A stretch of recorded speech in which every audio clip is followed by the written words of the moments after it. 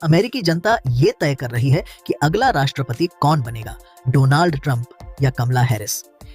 इस चुनाव में एक नया मोड़ तब आया जब ट्रंप ने ऐसा बयान दिया जो भारत में हेडलाइंस बन गया। वो इंडिया के साथ अपने रिश्ते और पीएम मोदी के साथ अपनी दोस्ती को और मजबूत करेंगे।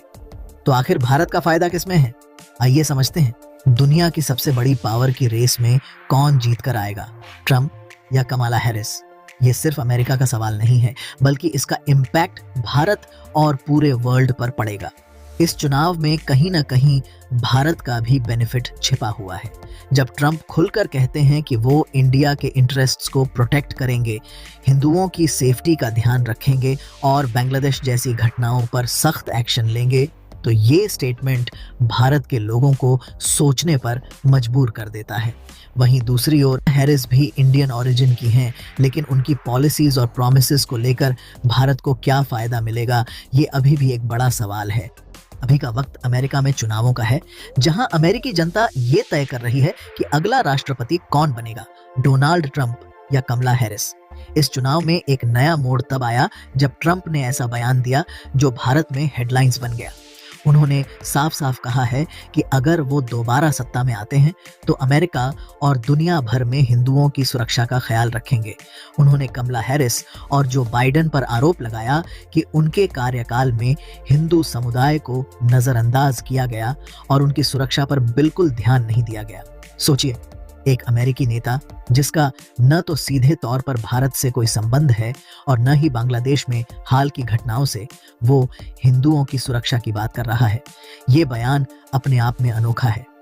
ट्रंप का ये स्टैंड हमारे देश के कुछ टॉप सेलिब्रिटीज और यूट्यूबर्स के सामने एक आईना है, जिन्होंने ये मुद्दा कभी खुलकर उठाया ही नहीं, बल्कि कई बार इसे इग्नोर ही कर दिया। और ये पहली बार है कि किसी अमेरिकी प्रेसिडेंशियल कैंडिडेट ने न सिर्फ अमेरिका में बल्कि ग्लोबली हिंदू समुदाय की सुरक्षा की बात की है। खासकर बांग्लादेश में जो हिंसा हुई है उसका उन्होंने कड़े शब्दों में विरोध किया। इसे उन्होंने बारबेरिक वायलेंस कहा।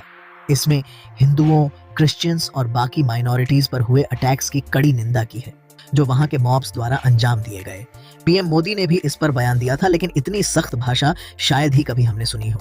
ट्रंप ने यहां तक कहा कि अगर वो प्रेसिडेंट होते तो बांग्लादेश में ऐसी स्थिति कभी नहीं बनने देते।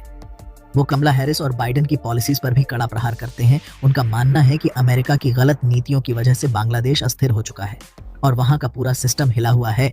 यहां तक कि वहां इलेक्शंस होंगे या नहीं, ये भी सवाल में है। अब ये सिर्फ अमेरिकी हिंदुओं की बात नहीं है, बल्कि ट्रंप ग्लोबली हिंदू कम्युनिटी की बात कर रहे हैं। भारत में ये बयान काफी मायने रखता है, क्योंकि यहाँ की मेजॉरिटी पॉपुलेशन से कनेक्शन बनाता है। ऐसा महसूस होता है कि किसी ने उनकी चिंता को गंभीरता से लिया है। आगे वो कहते हैं कि बाइडेन हैरिस की जो पॉलिसीज हैं वो इजराइल से लेकर यूक्रेन और यूएस के साउथर्न बॉर्डर तक सब जगह तबाही का कारण बनी है। उनकी सरकार के अंदर अराजकता है। वहीं ट्रंप का कहना है कि उनकी वापसी से अमेरिका फिर से मजबूत बनेगा और ग्लोबल पीस बहाल होगी। इस मुद्दे पर ट्रंप एक स्टैंड लेते हैं कि वो हिंदू अमेरिकन को रेडिकल लेफ्ट की एंटी रिलीजन एजेंडा से बचाएंगे, जो अक्सर उनको टारगेट करता है। इसके साथ ही ट्रंप ने कहा कि वो इंडिया के साथ अपने रिश्ते और पीएम मोदी के साथ अपनी दोस्ती को और मजबूत करेंगे। इस पूरे स्टेटमेंट से यह समझ आता है कि ट्रंप इंडिया को लेकर एक स्पेशल नजरिया रखते हैं। वो यहाँ का वही ट्रीटमेंट शायद नहीं करेंगे जो यूरोप या चाइना को मिलेगा। और ये सब एक क्लियर सिग्नल है कि वो अपनी पॉलिसीज में हिंदू और इंडिया दोनों को एक प्रायोरिटी के रूप में देखते हैं। उन्होंने कमला हैरिस को क्रिटिसाइज किया कि उनकी नीतियां स्मॉल बिजनेस को नुकसान पहुंचाएंगी। इस बयान का इतना इम्पैक्ट पड़ा है कि 17 मिलियन से ज्यादा लोग इसे देख चुके हैं और इसमें कुछ क्रेडिट एलन मस्क को भी जाता है, जिन्होंने इसे वायरल होने में मदद की है। क्योंकि ट्रंप के इंटरव्यू अक्सर यूट्यूब से गायब कर दिए जाते हैं, तो ट्विटर पर यह बयान मिलियंस तक पहुंचा। कुछ लोगों का कहना है कि ये सब ट्रंप ने सिर्फ वोट्स के लिए कहा होगा, मगर अगर आप गौर करें तो उनका पूरा फोकस सिर्फ अमेरिकन हिंदूज पर नहीं है, बल्कि बांग्लादेश की घटनाओं को लेकर भी है, जहां ट्रंप को किसी वोट का फायदा नहीं मिल सकता। तो इस पूरे कंटेक्स्ट में ये साफ है कि ट्रंप के इस बयान का असर सिर्फ अमेरिकी चुनावों तक सीमित नहीं है।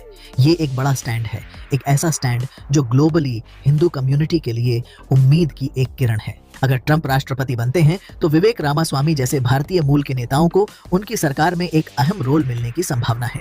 वहीं ये भी ध्यान देने की बात है कि कमला हैरिस, जो खुद इंडियन ओरिजिन की हैं, उन्होंने इस मुद्दे पर अब तक कोई बयान नहीं दिया। तो देखना यह है कि ये चुनावी टक्कर आखिर किसे जीत मिलती है और उसका असर सिर्फ अमेरिका पर नहीं बल्कि दुनिया भर की राजनीति पर भी पड़ेगा। तो क्या ट्रंप का ये बोल्ड दावा सिर्फ वोट्स बटोरने का एक टैक्टिक है या वाकई इसमें भारत के फ्यूचर का कोई हिंट है?